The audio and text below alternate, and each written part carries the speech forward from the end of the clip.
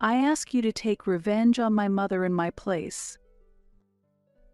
It has been 6 months since Phil passed away, and I visited his grave with Bart. Since his death, my heart has been a jar of great emptiness. His shadow was deeply etched in my mind, and I still thought of him.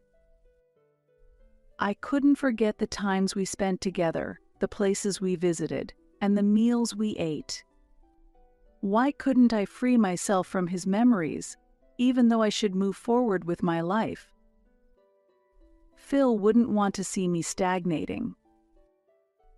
Despite knowing this, there were unexpected moments when I thought of him and tears overflowed. Wanting to look ahead but not knowing how, I lived a life filled with worry. However, on the way back from the grave visit, a slightly bulging envelope given to me by Bart cleared my mind. A letter from Mr. Phil. This is what he wanted to convey and what he wanted to pass on. Suspicious, I took the letter from Bart and opened it at home. Inside, a USB emerged. The USB contained several letters and photographs. Upon checking the contents, it became clear that Phil had been involved in a difficult situation. Knowing this, I felt I had to face forward for his sake. My name is Betty White. I'm 35 years old. I work for a small regional company and live a calm life. Returning home from a workplace where the staff is kind, upon turning on the lights, there is no one to greet me as I am single. But that's not a problem. I have no intention of marrying anymore. In my heart, there is only one husband, him. Until 2 years ago, I had a husband named Phil by my side. However, he has left this world. He ended his own life. I met Phil during college, when I joined the club he was a part of. At first, we weren't very close. However, our relationship quickly grew closer after a drinking party. At that time, I was still underage and couldn't drink alcohol, so I watched the drunken seniors while sipping on a non-alcoholic beverage. After the party ended without incident, and we were about to go home, Phil and I realized we lived in the same direction. Are you heading back? Do you want to go together? Really? Are you sure? Yeah, I'm worried about a girl walking alone. Thank you. Despite having barely spoken before, Phil was considerate of me. His kindness was palpable, and for some reason, I felt embarrassed. The quiet of the night enveloped us, and only our footsteps could be heard. I felt a thrill from the ambience unique to this time of night, though it was also slightly awkward. There was no conversation. Since we hadn't really talked much before, it wasn't surprising that I felt awkward. Despite this, it was Phil who dispelled the discomfort. Sorry. Was it a bit noisy today? What? No. The drunk people were loud. I hope they didn't bother you. No, it's okay. Phil apologized while feeling embarrassed. I was just watching everyone having fun. I hope I can drink soon too. Really? Upon hearing my comment, Phil smiled warmly. From that simple remark, our conversation slowly began. We talked about our university life and shared our hobbies and favorite things. While it wasn't exactly lively, the interaction with Phil was pleasant. I hope to have such conversations with him again. That wish came true sooner than I expected. After walking home together that day, Phil started initiating conversations with me. We gradually began to walk home together more often, and that developed into a relationship where we enjoyed meals together, just the two of us. Half a year after that drinking party, we started going out. Though we were from different apartments, the time we spent together increased. Every day was filled with joy and happiness. Even after Phil started working, our bond did not change. After I started working, topics about the workplace and bosses increased, but our relationship continued just like in our university days. It was tough to blend into the workplace in the early stages of my career, and I often faced difficulties. However, I was able to overcome these challenges because of Phil's support. He was a wonderful person, and I was happy to be with him.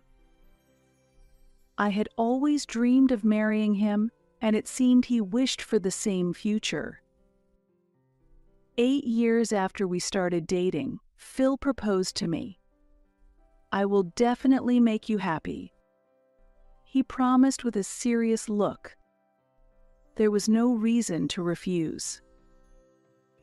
"I'm looking forward to that," I replied. And so, we got married and started a new life as partners. Our relationship did not change after marriage, and we were filled with happiness. While our new life was happy, adjusting to it also came with its struggles. Getting used to our new life together took some time, but during those times, my mother-in-law supported me. She had always been warm, and I heard that my late father-in-law was equally kind. Is there anything wrong, she would ask over the phone sometimes, and she would visit us as she lived nearby. She kindly taught me some cooking tips and everyday tricks, taking great care of me. We often enjoyed meals together. There was no specific day or time set, but it seemed she chose weekday nights when I came home from work. "I'll take care of everything, so just relax, Betty." "But I can't just leave everything to you. Don't worry about it. You must be tired from work." "Thank you." At first, I often felt guilty, but it seemed that my mother-in-law enjoyed spending time with us. Gradually, I became more natural around her without feeling the need to be overly considerate. Then, the tension I used to feel seemed to completely disappear. Phil is my only child. I really enjoy talking to someone of his generation. My mother-in-law treated me as if I were her own daughter. On holidays, we sometimes went shopping together or sat at home, enjoying our favorite teas and chatting. Since my own parents lived far away, I couldn't see them often, but I was very grateful for my mother-in-law's thoughtfulness. However, those peaceful days came to an abrupt end. The cause was my mother-in-law starting a cafe. I knew she had always wanted to open a cafe, so it wasn't a surprise. When Phil proposed quitting his job to help her, I was surprised, but I supported his decision. Until Phil's income stabilized, I decided to provide financial support. Perhaps due to a lack of competitors, my mother-in-law's cafe was more successful than anticipated. "It's busier than we thought. Mom seems happy." "That's wonderful. Do you have regular customers?" "A few." "That's good. I've had the cake a couple of times and it was delicious, so I can see why there are regulars." Phil blushed at my comment. The cafe continued to attract people non-stop, and it seemed they even received magazine interviews. The number of customers kept increasing. I'm happy to have so much support, and it's not too busy. But it's a bit hard since it's just the two of us. While Phil managed a wry smile, it was apparent he was pleased with the prosperity of the store. I was glad to see the business running smoothly, but as a year passed since its opening, I noticed Phil sighing more frequently. I wondered if I should ignore it, but the frequent sighs were concerning. I carefully chose my words to ask him about his situation. How have you been recently? Are you okay? What do you mean if I am okay? Well, you've been sighing a lot. I was wondering if something was bothering you. You don't have to talk about it if you don't want to. Ah, you noticed that. It seemed he hadn't realized he was sighing unconsciously. Thinking his heart must be heavy, I felt even more worried. Actually, the cafe isn't doing so well. The cafe. Recently, a new store with a similar concept opened nearby my mother-in-law's cafe. That store is very sophisticated, and some of our regular customers have started going there instead. Business is still stable, but I'm worried about the future. Mom is also very troubled, and she always looks sad. That's tough. I heard about the new store but didn't know the details. I'm only interested in your mother's shop. Phil held his head and sighed deeply again. Talking might have lightened his burden a bit, but there was nothing much I could do. My support was limited to visiting the store myself and recommending it to acquaintances. When I visited after hearing about the situation from Phil, his mother indeed looked troubled, just as he had described. It was clear that the number of visitors had decreased, and the foot traffic was dwindling. Ah, Betty, you heard the details from Phil. Yes, I'm wondering how we should respond. I'm promoting it as best as I can. That's a big help. My mother-in-law offered a helpless smile from behind the counter and stared at her coffee cup.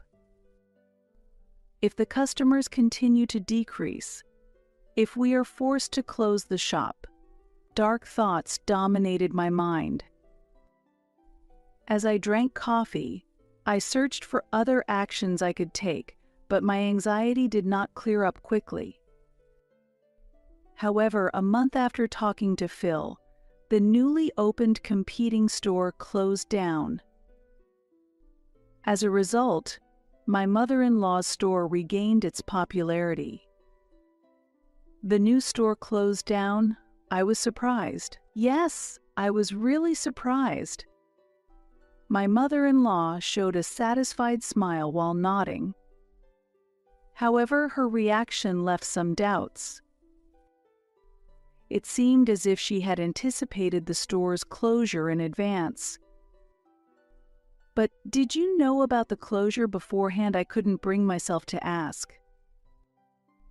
I kept telling myself it might be my imagination as I continued the conversation with my mother-in-law. Phil, who was listening to the conversation, said, "It's good that customers are coming back." Yes, I'm happy as it is now, or even happier if more customers come. Phil nodded in response to my mother-in-law's words. There must have been some reason for the store's closure. While thinking this, I hoped for further prosperity for my mother-in-law's store. However, this event triggered a strange phenomenon in the area. Stores around my mother-in-law's cafe, except for hers, began to close down, one after another. At least 3 stores had closed down within a month. The stores that closed down were of the same type as my mother-in-law's cafe. Lately, stores around here have been closing a lot, haven't they? When I revisited my mother-in-law's store, I casually brought up the topic. Really, why is that? But it helps that customers from those stores come here.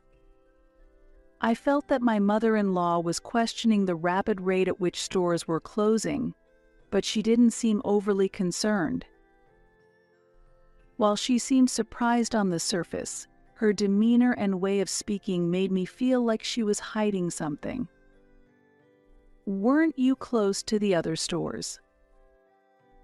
No, we did interact, but I never expected it to come to this. It's truly surprising. My mother-in-law appeared inwardly pleased that the stores were closing in succession.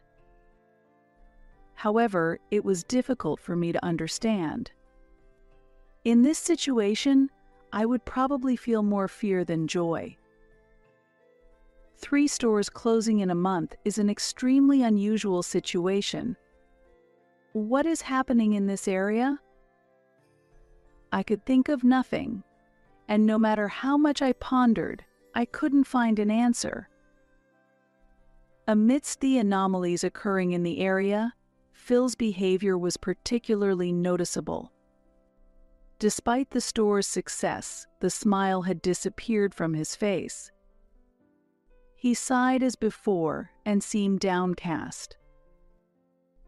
Given the situation with the store, it seemed unlikely for him to look so troubled. Perhaps he had other worries. I decided to probe his concerns in the same casual way as before.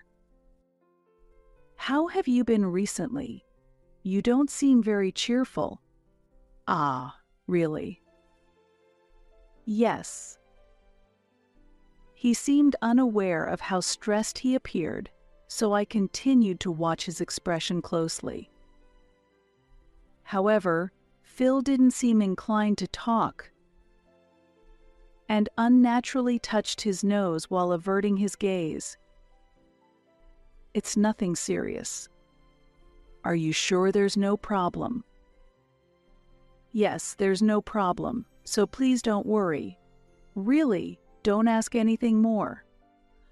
Saying this, Phil sighed heavily one last time and left.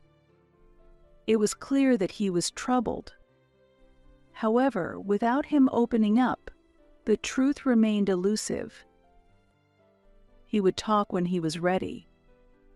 If he continues to choose silence, I must respect that decision.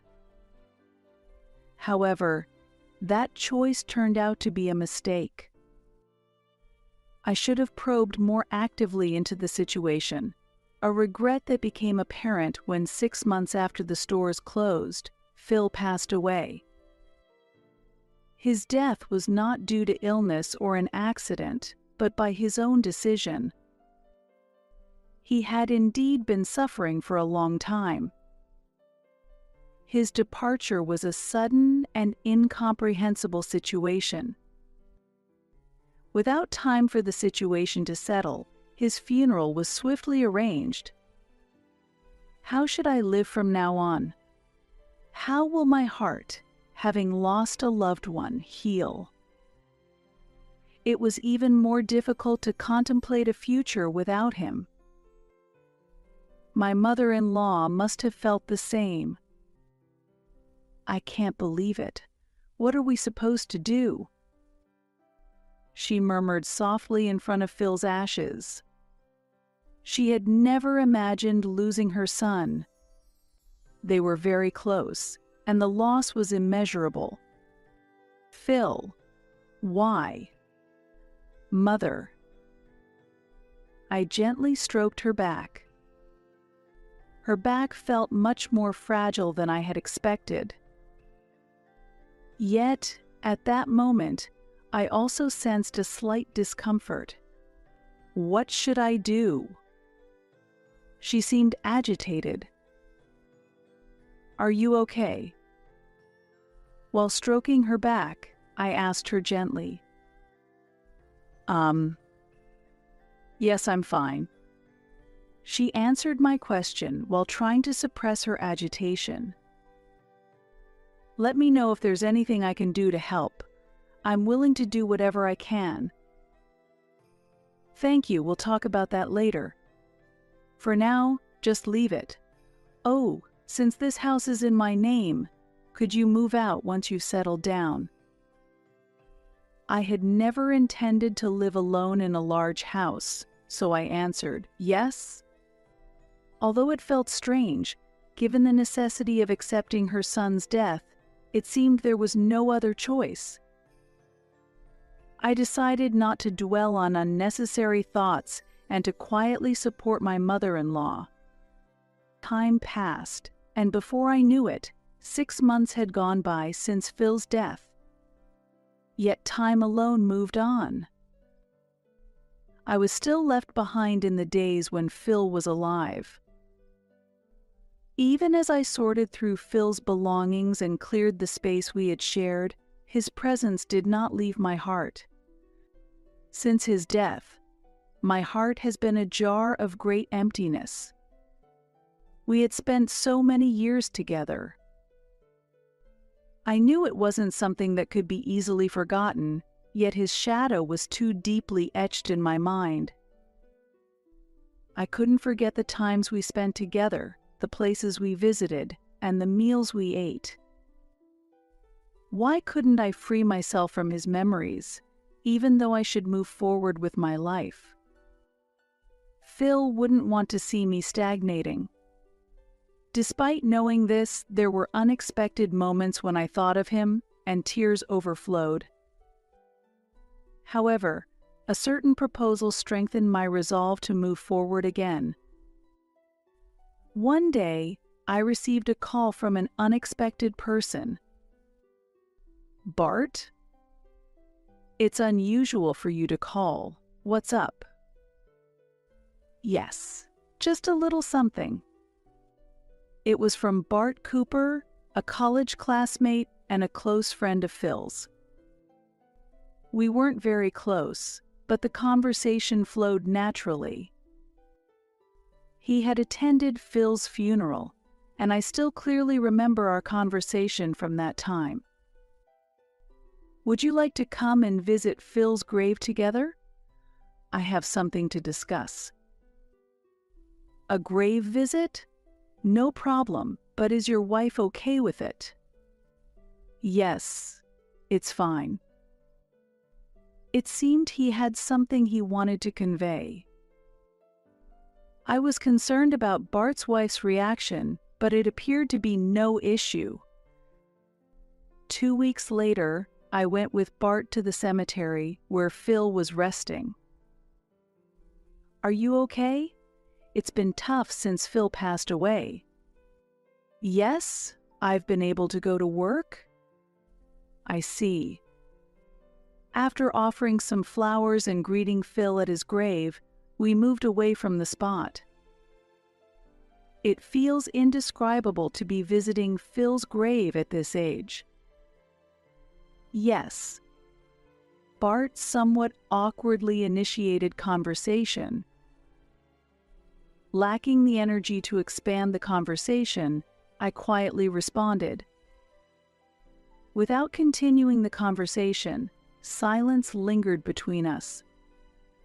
However, that silence was soon broken by Bart's words. "Hey, there's something I wanted to tell you today." In the heavy atmosphere, Bart handed me a bulging envelope. A letter. Yes, a letter from Phil. He wanted me to pass this on, something he wanted to say, and something he wanted you to have. I hadn't expected that Phil had entrusted a letter to Bart. I took the letter and looked at the envelope. After Phil passed away, this letter arrived for me.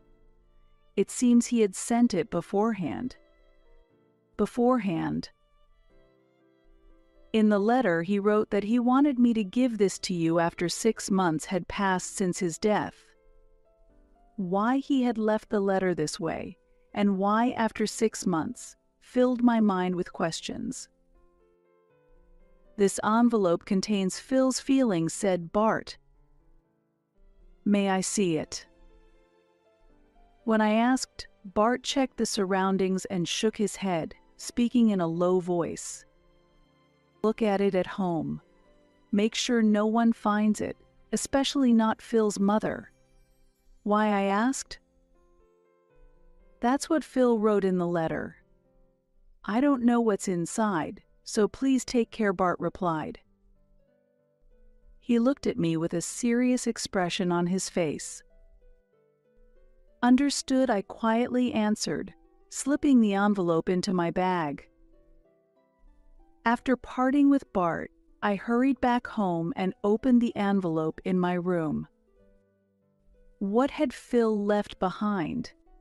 If it was something that needed to be hidden from his mother, it might not be something good. As I opened the envelope with trembling hands, filled with tension and fear, out came a USB drive, several photographs, and many sheets of letters. I'll read the letters first, I thought, picking up the thick stack of papers. "I ask you to take revenge on my mother." The words prominently written at the top sent chills down my spine. As I read further, shocking facts about my mother-in-law were revealed. They were incredibly shocking, and I couldn't immediately accept everything. Ah, right. The photos and the USB. I immediately began looking through the enclosed photos and the USB. Is this really? My thoughts stopped, and I became unsure of what to think. Understanding the true nature of the matter seemed beyond my grasp, and I was reluctant to comprehend it. But it was unavoidable. I picked up the letter again and continued reading. No matter how many times I read it, the content remained the same, and my hands trembled even more. My mother conspired with local gangsters. According to Phil's information, there was evidence that my mother-in-law had collaborated with local gangsters to benefit her store, and the proof was included on the USB and in the photographs. She had started seeking help from the gangsters when new stores opened nearby and began taking away her customers. The consecutive closures of the stores were all orchestrated by the gangsters at my mother-in-law's request. She first contacted them shortly after opening her store. The gangsters initially came to demand money, but she managed to drive them away. However, when a new store opened, they reappeared. They demanded, "We'll ruin the store for you, but you have to pay us." After much anguish, my mother-in-law agreed to pay the money in exchange for the gangsters' help in shutting down the competing store. After that, the connection between the gangsters and my mother-in-law grew even stronger. All of this was detailed in the letter Phil had left behind. Phil had witnessed the negotiations between his mother and the gangsters. In fact, he had been involved himself. At the end of the letter, Phil wrote, "I can't take it anymore. I'm sorry." It was clear that Phil couldn't bear his situation any longer and took his own life. It was obvious why he found it hard to talk to anyone about it. Now I understood why he had previously told me not to worry. Phil. But knowing the truth, I thought I should have listened more to him. I felt overwhelmed by a sense of despair. Thinking of Phil, tears naturally started flowing. However, I couldn't just stop here. I needed to carry out the revenge against my mother-in-law as Phil had asked, to fulfill his last wish. I gripped Phil's letter tightly and resolved to take revenge on my mother-in-law. I've come again. Betty, welcome. Even after Phil's death, I continued to visit my mother-in-law's store. That habit didn't change even after reading the letter. My view of my mother-in-law had changed. The discomfort I felt when the surrounding stores were closing and during the funeral might indeed have been justified. After fully grasping the facts, I could see why Phil felt as he did. Would you like the cake set again today? Yes, please. I'll leave the choice of cake up to you. My mother-in-law smiled warmly and began preparing the cake set swiftly. The shop seemed much more serene than before. Since Phil's passing, my mother-in-law had reduced the operating hours but continued to maintain the shop. Ideally, I should have helped, but due to my job, I could only visit occasionally to see her running the shop alone. However, now that the circumstances had changed, so had the conversation. If it's all right with you, may I help at the shop? I see you working so hard all the time. Feeling compelled to witness the other side of my mother-in-law, I insisted on offering my help. That would be very kind of you, but aren't you tired too, Betty? No, I'm fine. Initially hesitant, my mother-in-law understood my earnest offer and agreed. If that's the case, could I ask for your help? If you can help, maybe we can extend the business hours a bit. Let's do that. I'll give it my all. I did not want to believe that what Phil had said was a lie. Yet, having depended on my mother-in-law so much, a part of me wanted to believe in her innocence. However, my wish was not to be fulfilled. While preparing to open, I suddenly overheard my mother-in-law speaking to someone. There's a new troublesome store that has opened. I'll pay, so do the same as you did with the previous stores. It was a conversation I should not have heard. The content of the conversation and my mother-in-law's somber voice froze me in place. But with this, I felt I could give up any lingering doubts. I resolved myself and began planning my revenge against my mother-in-law. 2 weeks later, just before opening the shop, I again heard my mother-in-law talking to someone. Yes, that's right. That person's similar. The dark, somber tone of her voice wrapped me in tension. Let's settle on that, and we'll meet again in a week. Understood. See you then. After confirming that my mother-in-law had ended the call, I approached her. Mother-in-law, who were you talking to? Oh, you startled me. Were you here? Yes, I've been here for a little while. Who were you talking to? Having asked, there was no turning back. I pressed on. It's someone you don't need to worry about. Let's continue getting ready. I've finished the preparations. Could you tell me who you were talking to instead? As I persisted, my mother-in-law gave me a cold look. I told you, it's not your concern. It was a conversation with the gangsters, wasn't it? It's pointless to try and hide it. With that, I placed the USB and photos that Phil had given me on the counter. My mother-in-law's eyes widened in shock. She let out a deep sigh, as if realizing she could no longer hide anything. What is this? These are the things Phil left behind. They are proof of your connections with the gangsters and that you've been using them to sabotage other stores. There are contracts, everything, all the agreements you made with them, it's all in the USB. I would like to say it's all fabricated, but if you know this much, there's no point in hiding. Yes, I did have connections with the gangsters and used them to ruin other stores. Although my mother-in-law admitted it rather easily, she then shockingly added, "But really, this should be forgivable, right? If someone didn't want their shop destroyed, they shouldn't have opened so close to mine." That is far too selfish. There are people who dream of opening shops in this area.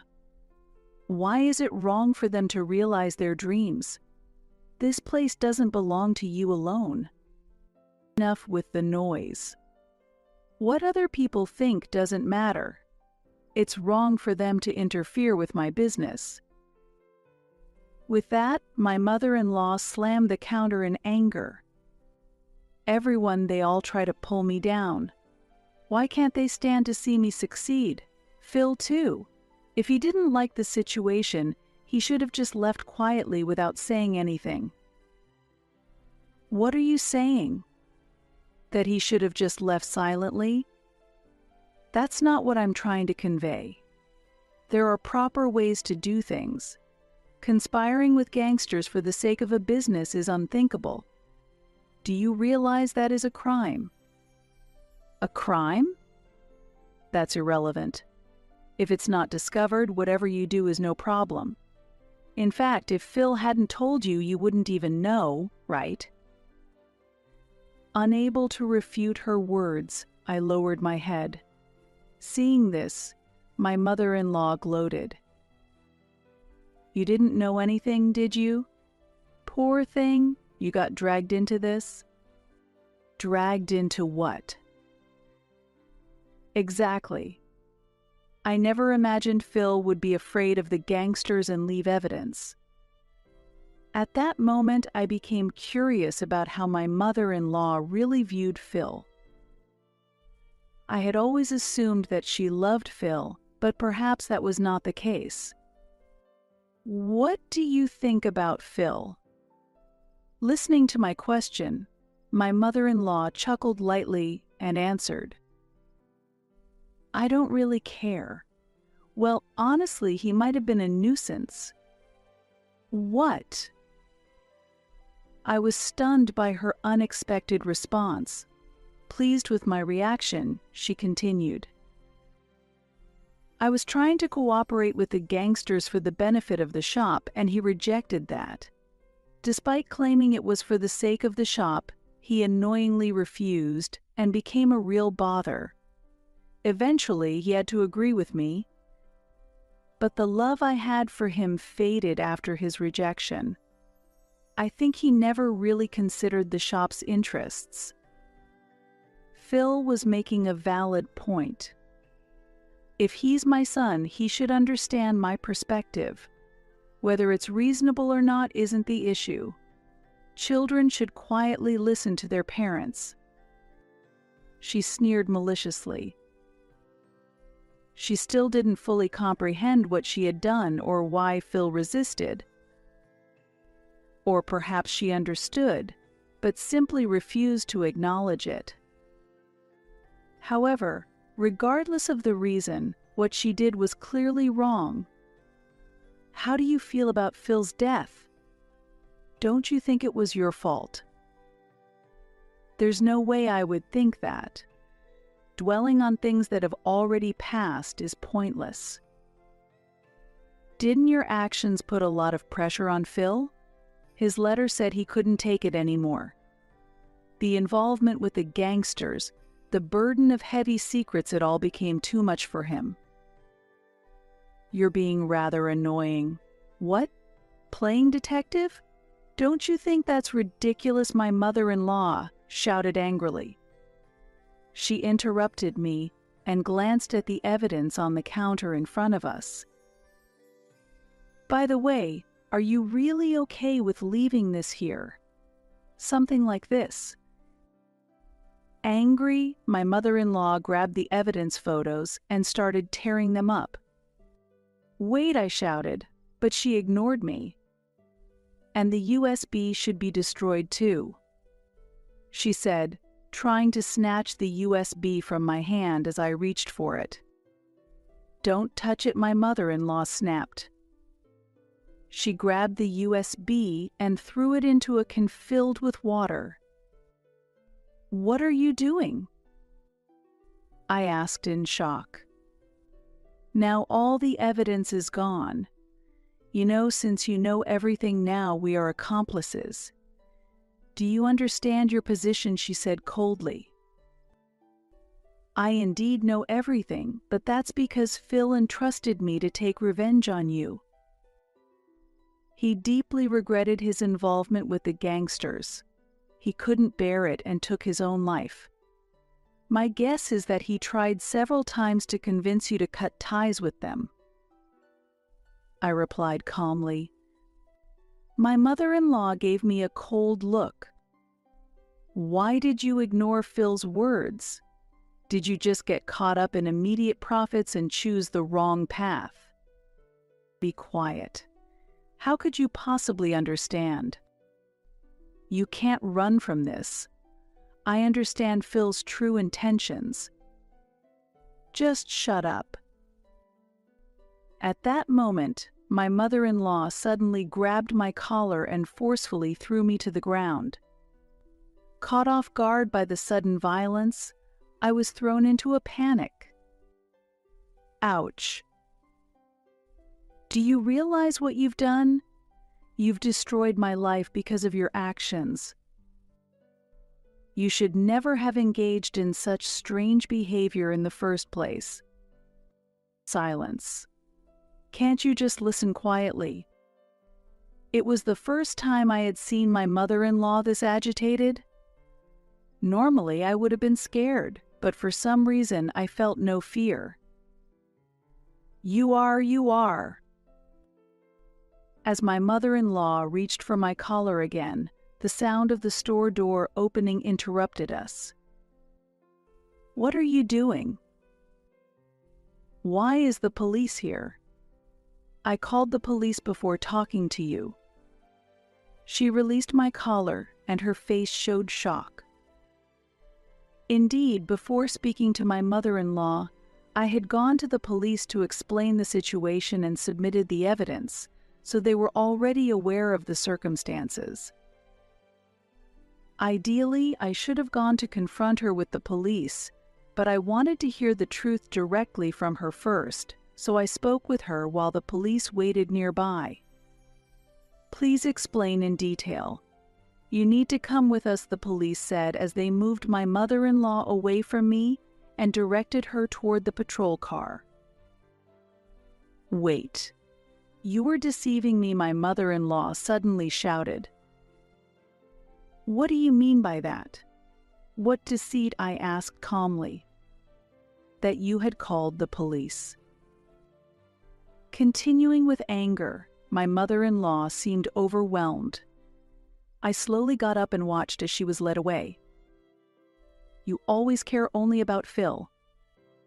Please be quiet, the police officer instructed. She complied and started walking toward the patrol car again.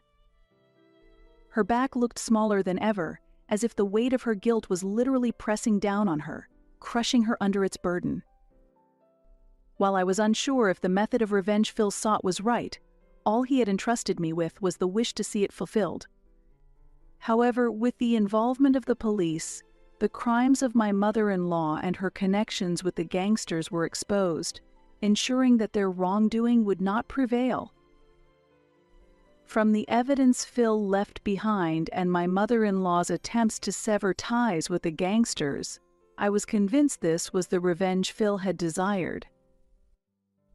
I truly believed I had avenged Phil's unresolved grievances. Returning home, I looked at Phil's portrait. Phil, we did it, I said. Considering that this form of revenge was what Phil had wanted, I felt it was the right outcome. Reflecting on Phil's efforts to stop his mother from getting involved with the gangsters and the extent of his struggle, It's clear his feelings were profound. Now, as I pray before Phil's portrait, I am genuinely glad that I could avenge him. Subsequently, more of my mother-in-law's crimes came to light, and she was convicted in court. Additionally, several gang members involved were arrested. According to the police, all the crimes committed by my mother-in-law were related to her store. It's not hard to imagine that in her desperation to protect her business, she resorted to various illegal activities. While I can understand her motives, there surely was a right way to handle things.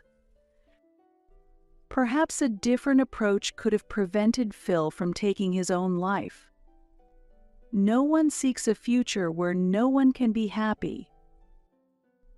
I find myself nostalgic for the early days when she opened her store, times that were peaceful and joyful. If possible, I often think I would return to those happier times. Since this incident came to light, I have completely cut off my relationship with my mother-in-law. The last expression I saw on her face was one of anger as she was being taken away by the police. 2 years have passed since then, and I have moved to a new place, living a peaceful life. Occasionally, I remember my mother-in-law's angry face, but it didn't become a trauma. However, the fear from that time was intense, and I strongly feel that I never want to experience anything like it again. After everything settled, I made a thank you call to Bart.